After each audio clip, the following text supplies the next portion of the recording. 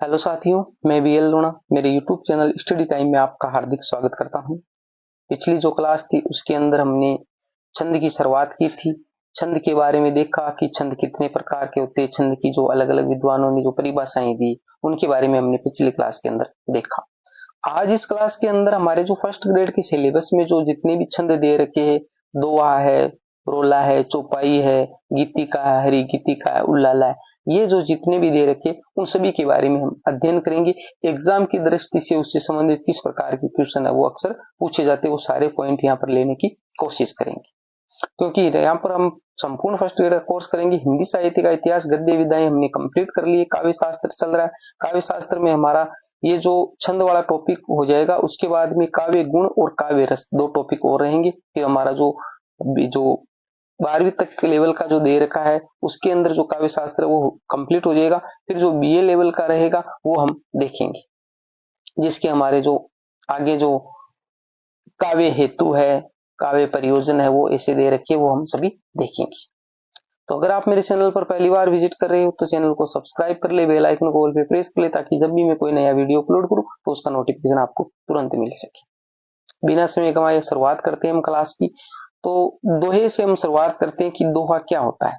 तो देखिए, दोहा है, उस दोहे के अंदर क्या होता है कि ये अर्ध सममात्रिक छंद है। मैंने आपको शुरुआत में बताया था कि जो छंद है वो मात्रिक होते और वर्णिक होते, फिर उनको सम, अर्ध सम और विषम तीन भागों में विभाजित किया गया है। जिसमें समान मात्राएं होगी वो सम होगा, जिसमें आदि समान होगी वो अर्ध सम होगा, और जिसमें अलग अलग होगी विषम होगा वो विषम छंद में आएगा। तो तीन प्रकार है, वो मात्रिक छंदों के भी और वर्णिक छंदों के भी है। अब देखिए, दोहा है वो क्या है, ये अर्ध सम मात्रिक छंद है। आपसे क्वेश्चन पूछा जाएगा एग्जाम में, किस प्रकार के क्वेश्चन आते हैं, आपसे पूछा जाएगा निम्न में से असत्य है, निम्न में से असत्य। अब वहां पर आप दिया जाएगा दोहे से संबंधित है, भाई दोहे ये अर्ध सम मात्रिक छंद है, ठीक है, या फिर यहाँ पर आ जाइए सममात्रिक छंद। तो आपको ये लाइनें अच्छे से दिमाग में रखनी है। दोहा है वो अर्ध सममात्रिक छंद है, जिसको हम उदाहरण से देखेंगे आगे। इसमें 4 चरण होते हैं। कितने चरण होते? 4 चरण होते। इसमें कुल 24 मात्राएं होती है। विषम चरणों में 13-13 मात्राएं होती है, सम चरणों में 11-11 मात्राएं होती है। विषम चरणों के अंत में ऐसाई, ऐसाई का मतलब हो गया ये गुरु है, एस का मतलब, और ये आई का मतलब लघु है, न हो, यानी लास्ट के अंदर गुरु और लघु ना हो। सम चरणों के अंत में ऐसाई हो। अब उदाहरण से हम समझेंगे तो आपको अच्छे से समझ में आएगा। अब देखिए उदाहरण, पहले बात करें, ये अर्ध सममात्रिक छंद है। तो अर्ध सममात्रिक छंद का मतलब क्या होगा वो अभी देखेंगे हम। इसमें 4 चरण होते हैं। तो पहली बात ये करें कि देखो यहाँ पर कोमा लगी हुई है, तो एक तो ये हो गया, एक ये इधर वाला हो गया, एक ये हो गया, और एक ये हो गया। ये हो गए हमारे 4 चरण। ये क्या हो गए? 4 चरण। इसमें कुल 24 मात्राएं होती है। 24 मात्राएं इसमें मात्रा लगा के देंगे। देखो ये र है, रहीम है, तो इसमें एक मात्रा लगेगी। मैंने आपको पिछली क्लास में मात्राएं कैसे लगाती है वो अच्छे से समझाया। इसके भी एक मात्रा लगेगी, इसके भी एक लगेगी, और इसके भी एक लगेगी, क्योंकि सभी ये लघु है। धागा है इसके अंदर, दोनों में आ की मात्रा तो बड़ी लगेगी। अब देखो प्रेम, प्रेम हम कैसे लिखते हैं? ये प्रेम ऐसे लिखते हैं, प्रेम ऐसे लिखते हैं। तो ये प तो आगे आया है भाई, हलंत वाला आगे है, इसके आगे वाला जो अक्षर होता है उसके लगती, तो इसको तो छोड़िए। अब रे है, उस पर हम क्या करेंगे? डबल मात्रा लगाएंगे, 2 लगाएंगे, और मैं पर हम 1 लगाएंगे। फिर का है, का के 2 लगाएंगे। इस प्रकार हमने मात्रा लगा दी। अब इसकी गिनती करेंगे, 1 2 3 4 5 6 7 8 9 10 11 12 13। कहने का मतलब इसके अंदर 13 मात्रा हो गई, 13 मात्रा हो गई। ठीक है, मैं 1-2 में लगा के दिखाऊंगा, सभी में आपको बता नहीं लगाऊंगा, क्योंकि क्लासें लंबी हो रही। आप लगाना अच्छे से, पीछे मैंने आपको समझाया। आप जितना अभ्यास खुद से करोगे उतना अच्छे से समझ में आएगा। अब देखो मत है, तो इसमें 1-1 लगाएंगे दोनों पे। तोड़ों में दोनों में ओ की मात्रा है तो हम डबल लगाएंगे। फिर चटकाए में 1-1 का के डबल लगाएंगे, और ये पे 1 लगाएंगे। अब गिनती करते हैं, 1 2 3 4 5 6 7 8 9 10 11। इसके अंदर 11 मात्राएं होंगी, 11 मात्रा हो गई। अब ये दूसरी लाइन में ये ऊपर क्या करा, इसमें कुल 24 मात्राएं होती है, कुल 24 मात्रा होती है। तो देखो 13 और 11, 13 और 11 कितनी हो गई भाई? 11 और 13 24 हो गई। 13 और 11। अब ये कह रहा है विषम चरणों में 13 मात्राएं होती है। विषम चरणों का मतलब जो इधर वाला जो ये 1 नंबर का चरण है, ये इधर वाला वो 2 नंबर का चरण है, ये 3 नंबर का चरण है और ये 4 नंबर का चरण है। तो हमें पता है कि 1 और 3 है वो विषम होते हैं। 1 और 3 क्या होते हैं? विषम होते हैं। तो ये ऊपर वाले इधर है, इधर 13 मात्राएं होंगी विषम चरणों में। तो 1 और 3 में 13, तो इधर ऊपर देखो यहाँ पर 13 मात्रा आई है, इधर 13 आई, तो नीचे वाले में भी 13 आएगी। ये आप लगा के देख लेना। इधर देखो समचरण है, समचरण की बात करें तो 2 और 4 है, ये सम है। तो इधर दोनों में क्या 11-11 मात्राएं आएंगी, तो ये 11-11 मात्राएं नीचे भी 11 आएगी, ऊपर भी 11 आएगी। तो कहने का मतलब इसमें जो जोड़ा बन रहा है वो क्या बन रहा है? 13-11 का बन रहा है। 13-11 दोहे में क्या होती? 13-11 मात्रा होती है। 13-11 का मतलब 1 नंबर वाले चरण में 13 मात्रा होगी और 2 नंबर वाले चरण में 11 मात्रा होगी, फिर 3 नंबर चरण वाले में 13 होगी और 4 नंबर वाले में 11 होगी। समझ में आ गया? तो ये दोहे के नियम कायदे। अब आपसे जो मैंने आपको ऊपर बताया था क्वेश्चन कैसे पूछा जाएगा, अब आपसे पूछा जाएगा निम्न में से असत्य। तो यहाँ पूछा जाएगा ये अर्ध सममात्रिक छंद है, दोहे के बारे में पूछा जाएगा। इसमें 4 चरण होते हैं, इसमें कुल 24 मात्राएं होती है, इसके विषम चरणों में 11-11 मात्राएं होती है। अब देखो ये आपको अच्छे से पढ़ के जाओगे तो ही उस क्वेश्चन को सही कर पाओगे, क्योंकि आपसे पूछा गया ये अर्ध सममात्रिक छंद है तो वो सही हो जाएगा। इसमें 4 चरण होते हैं, ये भी सही हो जाएगी बात। इसमें 24 मात्राएं होती है, ये भी सही हो जाएगी। पर आपसे यहाँ पूछा गया था विषम चरणों में 11-11 मात्राएं होती है, तो सही पढ़ के नहीं जाओगे तो क्वेश्चन गलत हो जाएगा, क्योंकि इसके विषम चरणों में 13 मात्राएं होती है, 11 नहीं होती है। क्योंकि इसके विषम चरणों में 13-13 मात्राएं, दोहे का उल्टा होता है सोरठा, जो हमारे सिलेबस में नहीं उसके अंदर होता है। उसके पहले वाले जो चरण होते हैं उसके अंदर 11 होती है और दूसरे में 13 होती है, यानी उसमें उल्टा चलता है। दोहे का बिल्कुल उल्टा होता है। जिस प्रकार हम जो ये रही मन धागा प्रेम का मत तोड़ो चटकाए, टूटे से फिर ना मिले मिले गांठ पड़ जाए, इसको जब हम उल्टा करेंगे कैसे करेंगे? मत तोड़ो चटकाए रही मन धागा प्रेम का, मत तोड़ो चटकाए रही मन धागा प्रेम का, मिले गांठ पड़ जाए टूटे से फिर ना मिले। इस प्रकार इसको उल्टा कर देंगे तो ये हमारा सोरठे का उदाहरण हो जाएगा। अब इसके आगे वाली बात क्या था? विषम चरणों के अंत में ऐसा ही न हो।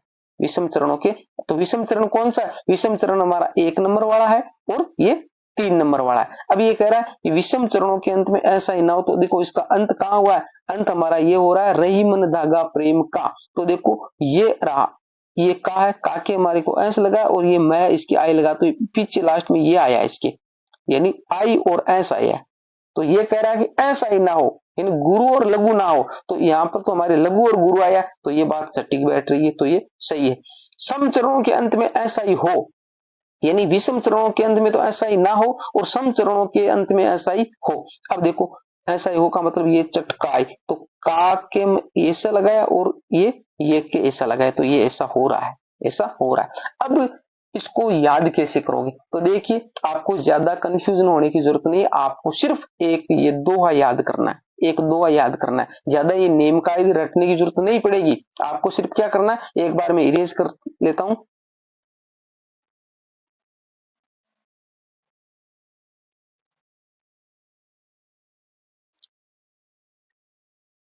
आपको क्या करना है? आपको सिर्फ एक ये दो याद करना, रही मन धागा प्रेम का मत तोड़ो चटकाए, टूटे से फिर ना मिले मिले गांठ पड़ जाए।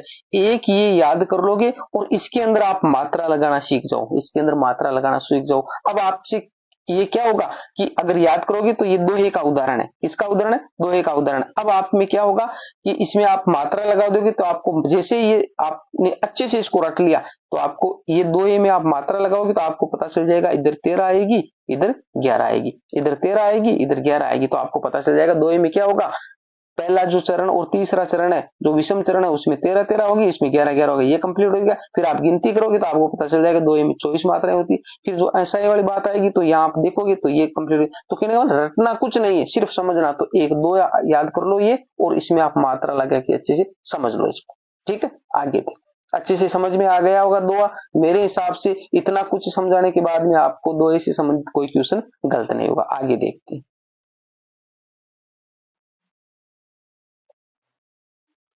आगे बात आई हमारी चौपाई की, आगे बात आई चौपाई की। तो चौपाई और एक होता है चौपाई, ये तो है चौपाई और एक होता है चौपाई, जो हमारे सिलेबस में नहीं है। हमारे सिलेबस में नहीं है। तो चौपाई में क्या होता है, डबल, तो इसमें 15 मात्रा, सॉरी 16 मात्रा होती है। चौपाई में क्या होती है, 16 मात्रा होती है, और चौपाई होती है उसके अंदर 15 होती है।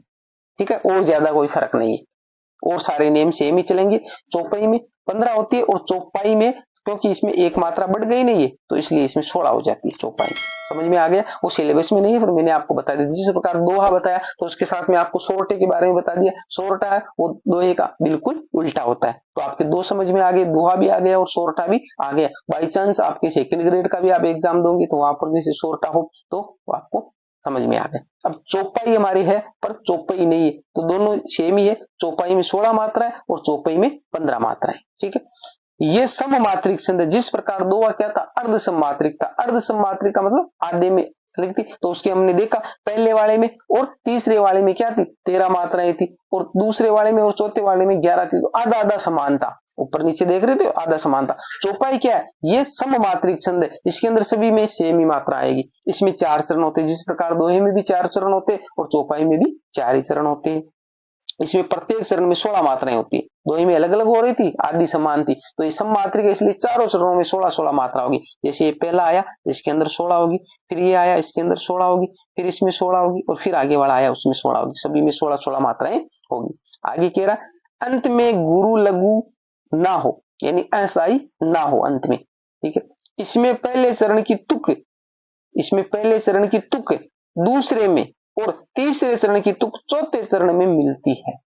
यानी इसमें पहले चरण की तुक है वो तो दूसरे में मिलेगी, और तीसरे चरण की तुक है वो चौथे में मिलेगी। कहने का मतलब ये दो है यहां तक तुक मिलेगी, और ये दो है यहां तक तुक मिलेगी।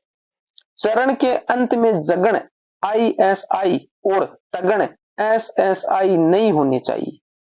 ये कह रहा है चरण के अंत में जगण, एक तो जगण नहीं आना चाहिए और एक तगण नहीं आना चाहिए, जो मैंने आपको अच्छे से समझाया है कि जगण और तगण है वो कैसे देखेंगे हम, अभी आपको बता दूंगा। आगे देखो, चौपाई में 2 पंक्तियों को एक अर्धहाली कहा जाता है। मैंने बताया इसमें 4 लाइनें होगी, ऐसी 4 लाइनें होगी, चारों में 16-16 मात्राएं होगी। ठीक है, तो ये जो 2 लाइनें हैं उसको अर्धहाली बोला जाता है। चौपाई में 2 पंक्तियों को क्या बोला जाता है, अर्धहाली बोला जाता है। उदाहरण देखिए, मैंने यहाँ पर है ना 4 लाइनें नहीं लिए, चारों में क्या होता है कि सेम ही होती है। तो रघुकुल रीति सदा चली आई, तो देखो रघुकुल में 1 मात्रा आएगी, र में गु उसमें 1 आएगी, कु में 1 आएगी और ल में 1 आएगी।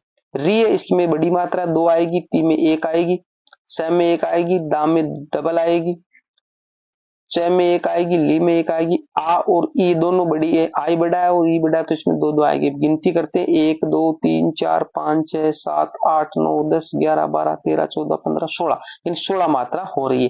तो ये हमारे किसका है, चौपाई का उदाहरण है। अब ये रघुकुल रीति सदा चली आई, प्राण जाए पर वचन ना जाए। यहाँ पर देखो ये क्या कह रहा था कि इसमें पहले की ओर दूसरे की तुक मिलती है, फिर आगे वाली लाइन होगी उसमें तीसरे की ओर चौथे की तुक मिलेगी। तो रघुकुल रीति सदा चली आई, प्राण जाए पर वचन ना जाए, इस प्रकार ये लाइन होती है। मैंने यहाँ पर पूरी लाइन लिखी नहीं है, मात्रा आपको मैंने लगा के बता दी, इस प्रकार लगाना है। अब बात आती है कि जो अंत में है वो एक तो कहा था जगण और एक कहा था तगण, ये नहीं होना चाहिए, जगण और तगण नहीं होना चाहिए। तो अब मैंने आपको सूत्र बताया था, ये माता राजभान, राजभान तो जभान, एक तो हो रहा है जभान, जय भान, और ये माता ताराज, इस प्रकार मैंने सूत्र में बताया था, ताराज हो जाएगा। तो देखो इसमें क्या हो रहा है, 1 2 और 1, तो यहाँ पर 1 लगेगी, बाकी 2 की मात्रा आएगी, और यहाँ यानी एक तो ऐसा सिंबल बनता है। और तगण में ताराज बताया, ताराज, तो ताम में डबल आएगी, रा में डबल आएगी और जय में, इस प्रकार का बनता है। तो पीछे ये कह रहा है कि ये नहीं आना चाहिए, तो हमारे पीछे देखो यहाँ पर ये एस आई वाला आया, ये एस वाला आया और ये एस वाला आया, ये सिंबल बन रहा है, यानी ISS आ रहा है। तो यहाँ पर देखो ये भी नहीं बन रहा है और हमारा ये भी नहीं बन रहा है, दोनों नहीं बन रहे, तो ये कह रहा है कि अंत में ये नहीं आने चाहिए, तो ये नहीं आ रहा है। तो कहने का मतलब ये हमारा चौपाई का उदाहरण है। समझ गए आप अच्छे से। आगे देखो गीतिका की बात करें,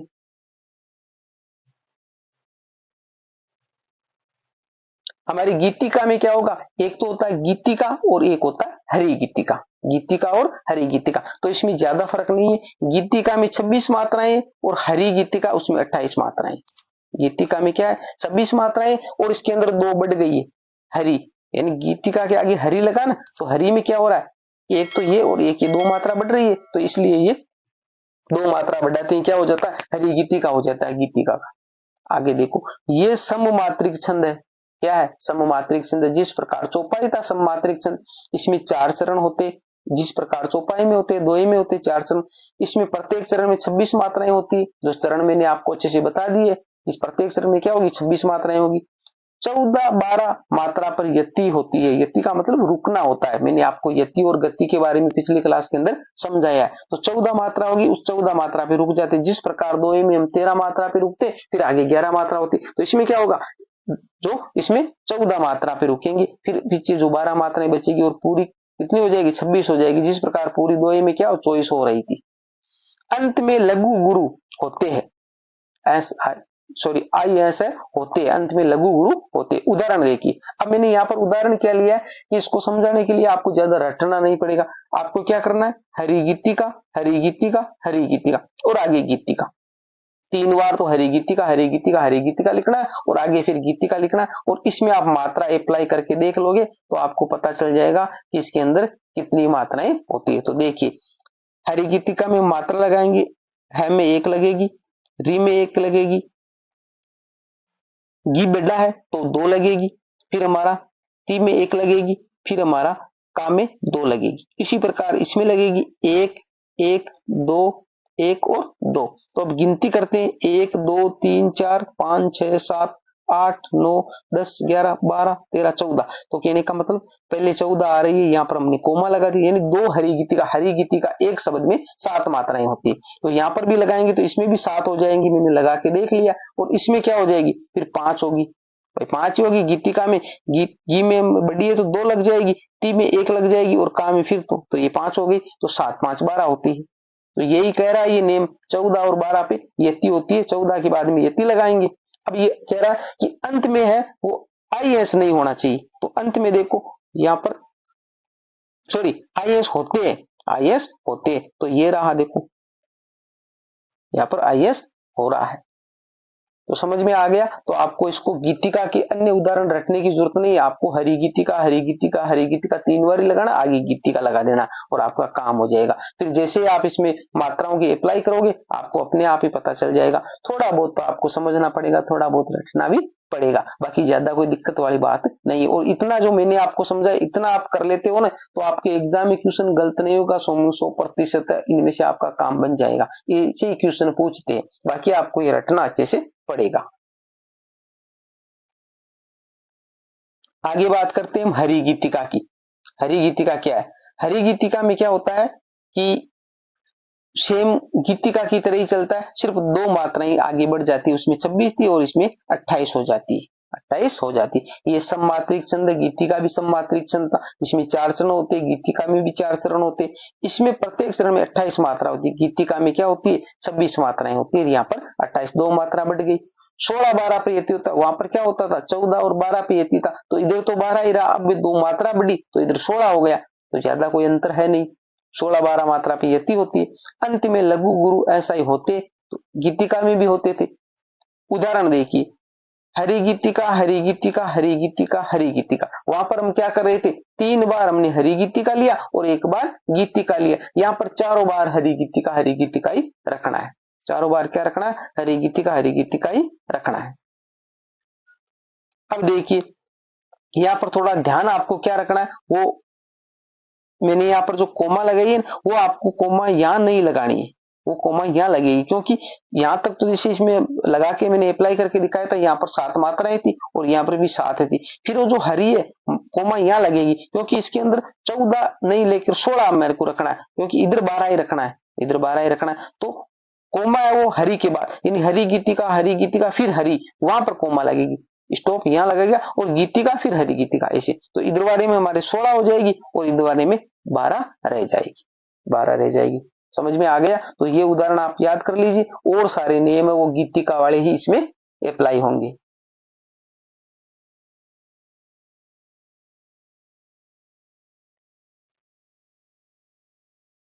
अब देखिए रोला की बात करें तो रोला है वो एक क्या है, सममात्रिक छंद है, सममात्रिक छंद है। तो मात्राओं के बारे में सम के, असम के और अर्धसम के बारे में आप अच्छे से समझिए, यानी सारी मात्राएं उसमें समान चलेगी।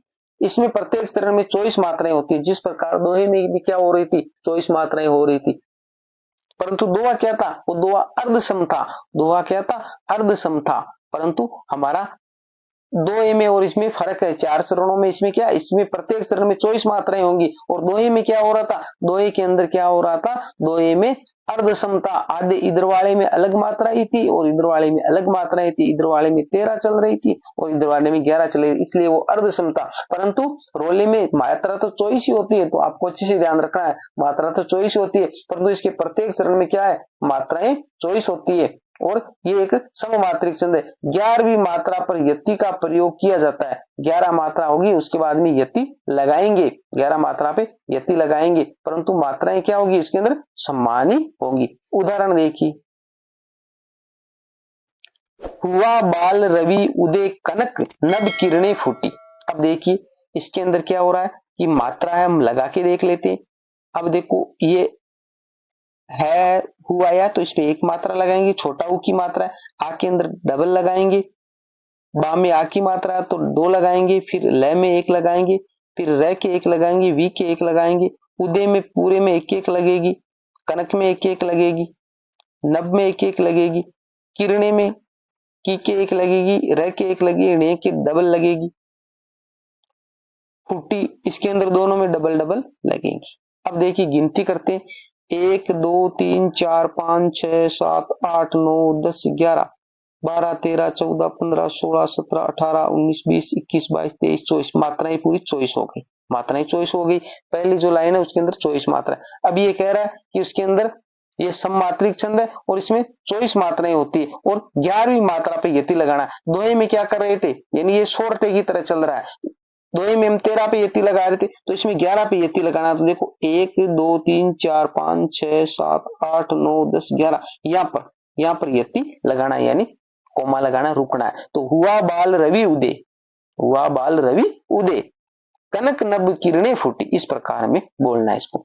भरित तिमिर पर परम प्रभामय बनकर फूटी, तो इस प्रकार ये हमारा रोला का उदाहरण है, इसमें 24 मात्राएं होती है। आगे देखिए, अब बात करते हैं उल्लाला। उल्लाला क्या है, ये विषम मात्रिक छंद है, जिस प्रकार दो अर्ध सममात्रिक सा और जो हमारी चौपाई है, हरि गीतिका, गीतिका है, रोला, ये क्या है सममात्रिक छंद है, और ये क्या विषम मात्रिक छंद है, इसमें मात्राएं वो विषम रहेगी। इसमें 4 चरण होते हैं, हमने देखा है सभी में 4 चरण थे। इसमें प्रत्येक चरण में 28 मात्राएं होती है। कितनी मात्राएं होती है, हरि गीतिका में भी 28 मात्राएं होती है, हरि गीतिका में 28 मात्रा होती है, पर वो सममात्रिक छंद है, और ये क्या है, ये विषम मात्रिक छंद है। इसके प्रत्येक चरण में 15-13 मात्राओं पर यति होती है, तो 15 और 13 28 हो गई, तो इसके प्रत्येक चरण में क्या होती है, 15 और 13 मात्राओं पर यति होती है। उदाहरण देखिए,